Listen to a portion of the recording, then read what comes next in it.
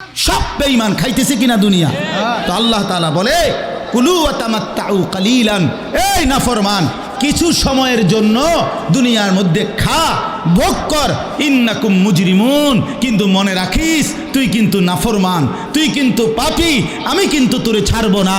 কবরের প্রথম রাত থেকে হাসরের ময়দানে আমি দেখবি তুই বান্দা আমি কত কঠিন কত কঠোর, তোরে আমি দেখাবো। ভাত খাইতে লইছে খাও, ভাত খাইতে লইছো খাও বান্দা, এখানে আটকামু না, এখানে আমি জানোয়াররাও আটকাই না, আমি জন্তু জানোয়াররাও খাইতে দেই, তোরে দিতাম না কেন বেটা, খা বেটা।